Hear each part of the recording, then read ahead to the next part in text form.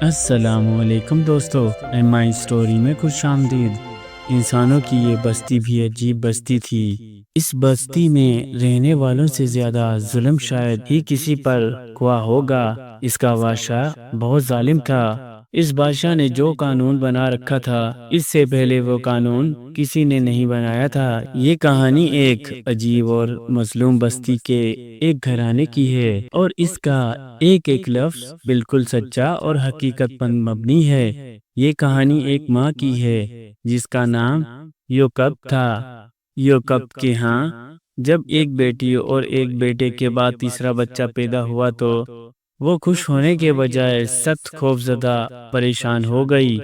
اس کی پریشانی کی وجہ وہ خوفناک قانون تھا جو بادشاہ نے بنایا تھا۔ اس قانون کے مطابق بستی میں رہنے والے لوگوں کے ہاں جو بھی بیٹا پیدا ہوتا اسے قتل کر دیا جاتا۔ بادشاہ کی جاسوس عورتیں بستی میں پھرتی رہتی، انہیں جیسے ہی کسی کے ہاں بیٹا پیدا ہونے کی خبر ملتی فوراً ظالم بادشاہ کے سپاہیوں کو خبر کر دیتی اور وہ معصوم بچے کو قتل کر دیتے۔ یوکب کو بھی یہی فکر تھی کہ وہ اپنے بیٹے کو ظالم بادشاہ کے سپاہیوں سے کیسے محفوظ رکھے۔ اس کے شوہر نے اپنے طور پر اس کا انتظام کر رکھا تھا کہ کسی کو یہ خبر نہ ہو سکے کہ ان کے ہاں بیٹے نے جنم دیا ہے۔ لیکن یوکب اپنے شوہر سے کہتی رہی، ہم کب تک اس بات کو چھپائیں گے؟ جس دن ظالم بادشاہ کو خبر پہنچی، اس دن وہ میرے خوبصورت اور روشن آنکھوں والے بچے کو لے جائے گے۔ وہ دن رات اپنے بچے کی سلامتی کی دعائیں مانگتی رہتی۔ جیسے جیسے وقت گزرتا جاتا اس قدر اس کے دل میں یہ خوف پیدا ہوتا رہتا کہ نہ جانے کب ظالموں کو خبر ہو جائے اور وہ بچے کو مارنے پہنچ جائیں۔ یہ انہی دنوں کی بات ہے جب یوکب کو محسوس ہوا جیسے اس سے کسی نے سرگوشی کی ہے۔ اس نے ارد گرد دیکھا لیکن وہاں تو کوئی بھی نہ تھا۔ وہ کمرے میں اکیلی ہی تھی۔ اس نے سوچا کہ شاید یہ میرا وہم ہو، لیکن اسے آواز دوبارہ سنائی دی۔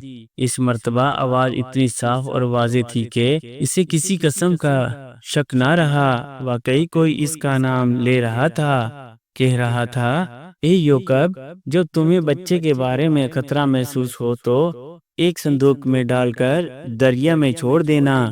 دریا اسے کنارے پر دھکیل دے گی۔ پھر ہمارا وعدہ ہے کہ ہم اس بچے کو محفوظ بھی رکھیں گے اور یہ تمہاری گود میں پرورش بھی پائے گا۔ یہ اللہ کا وعدہ ہے اور اللہ کا وعدہ کبھی جھوٹا نہیں ہوتا۔ یوکب اللہ پر یقین رکھنے والی ماں تھی۔ جب اسے یقین ہو گیا کہ اس سے سرگوشی کسی اور نے نہیں بلکہ اللہ تعالیٰ نے کی ہے اور اپنے دل کے ٹکڑے کو صندوق میں رکھ کر دریا میں بہانے کا حکم کسی اور نے نہیں بلکہ اللہ نے دیا ہے، تو اس نے فوراً اس پر عمل کرنے کا فیصلہ کر لیا۔ اس نے اپنی بڑی بیٹی مریم کو اپنا ہمراز بنایا اور اس کے ساتھ مل کر لکڑی کا ایک صندوق لیا۔ اس میں اچھی طرح روغن کیا تاکہ پانی سے لکڑی خراب نہ ہو۔ پھر اپنے خوبصورت بیٹے کو اپنے ہاتھوں سے صندوق میں ڈالا اور بیٹی سے کہا کہ اسے خاموشی سے دریا میں بہا آؤ۔ مریم کو روانہ کر کے وہ اللہ سے بچے کی سلامتی کی دعائیں مانگنے لگی۔ کچھ وقت گزرنے کے بعد وہ انتظار کرنے لگی کہ مریم کب واپس آتی ہے تاکہ وہ اس سے پوچھے کہ صندوق دریا میں بہتا ہوا کدھر گیا۔ اس کا انتظار طویل ہوتا گیا۔ یوکب سخت بے چین تھی، آخر اس کی بیٹی واپس کیوں نہیں آئی؟ کبھی دل میں یہ وہم پیدا ہو جاتا کہ وہ سوچتی کہ اگر ایسا ہوا تو سپاہی بچے کو تو قتل کریں گے ہی، مریم کو بھی زندہ نہ چھوڑیں گے۔ لیکن پھر اسے اللہ کا وعدہ یاد آ گیا اور مایوسی کے اندھیروں سے امید کا چراغ جل اٹھا۔ وہ اللہ سے مخاطب ہوئی، اے اللہ، مجھے تمہارے وعدے پر پورا پورا بھروسہ ہے، لیکن کیا کروں؟ میں ماں بھی ہوں۔ دل بار بار وہموں اور خیالوں کی بھول بھلیوں میں بھٹکنے لگتا ہے۔ کئی گھنٹوں کے انتظار کے بعد مریم ہانپتی ہوئی گھر میں داخل ہوئی۔ ماں اس کے چہرے پر لگی تحریر کو پڑھنے کی کوشش کرنے لگی، لیکن اس کی سمجھ میں کچھ نہ آیا۔ مریم نے سرگوشی سے کہا، ماں تیار ہو جاؤ، آپ میرے ساتھ بادشاہ کے محل جا رہی ہیں۔ ماں کا دل دھک سے رہ گیا، بولی، کیا بیٹے کو بچانے کی کوشش کرنے کے الزام میں مجھے سزا ملنے والی ہے؟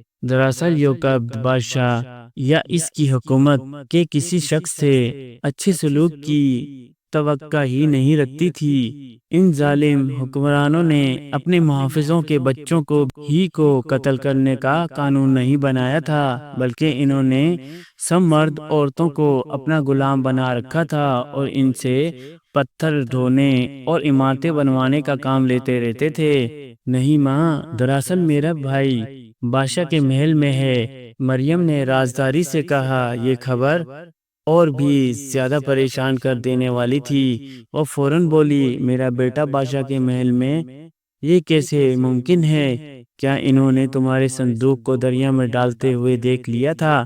نہیں ماں، ایسی بات نہیں ہے، میرا بھائی بالکل محفوظ ہے، کسی کو معلوم نہیں کہ وہ تمہارا بیٹا اور میرا بھائی ہے۔ اللہ نے اپنے وعدے کے مطابق میرے بھائی کی حفاظت کی ہے۔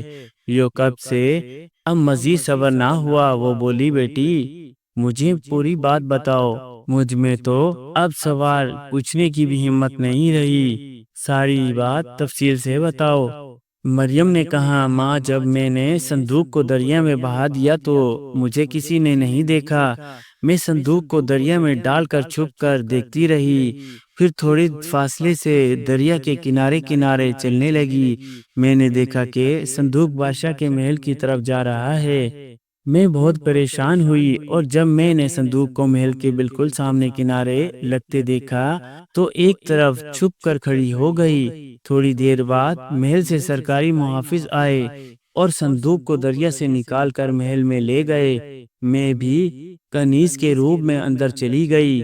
محل میں موجود دوسری کنیزوں نے بتایا کہ محل کی چھت سے ملکہ نے ایک صندوق کو دریا کے کنارے لگے دیکھا تو اس کو پانی سے باہر نکالنے کا حکم دیا۔ جب صندوق کو کھولا گیا تو اس میں ایک خوبصورت بچہ تھا۔ بچہ ملکہ کو پسند آ گیا۔ ملکہ بے اولاد ہے، اس لیے وہ اسے گود لینے کا سوچ رہی ہے۔ کچھ دیر مزید گزری تو یہ خبر مشہور ہوئی کہ بادشاہ نے بچے کو قتل کرنے کا حکم دے دیا ہے۔ یوکبد نے جب یہاں تک سنا تو اس کی آنکھوں میں آنسو بھر آئے، مگر بیٹی نے دلاسا دیا اور کہا، ماں آپ مت روئیں، اللہ نے کرم کیا اور بادشاہ نے اپنا حکم واپس لے لیا۔ وہ کیسے بیٹی؟ اس سنگ دل میں رحم کیسے آیا؟ دراصل بادشاہ جتنا ظالم ہے، ملکہ اتنی ہی رحم دل۔ اس نے بادشاہ کو سمجھایا کہ میں بچے کو گود لینا چاہتی ہوں، میں اس کی پرورش محل ہی میں کروں گی، اس لیے یہ بڑا ہو کر ہمارا دشمن نہیں دوست ہوگا۔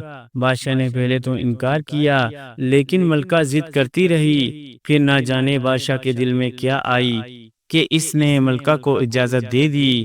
یوکبد نے اللہ کا شکریہ ادا کیا۔ وہ اللہ کی قدرت پر حیران ہو رہی تھی کہ اس نے دشمن کے دل میں رحم کیسے پیدا کر دیا۔ اس کا اللہ پر ایمان اور مضبوط ہو گیا۔ وہ سوچ بھی نہیں سکتی تھی کہ اس قدر ظالم شخص کے دل میں بھی کسی کے لیے رحم پیدا ہو سکتا ہے۔ ظاہر ہے ایسا صرف اور صرف اللہ ہی کے منصوبے کے تحت ہو رہا ہے۔ مریم نے مزید بتایا، ماں صرف یہی نہیں، معجزہ تو یہ ہوا کہ میرے بھائی نے اچانک رونا شروع کیا۔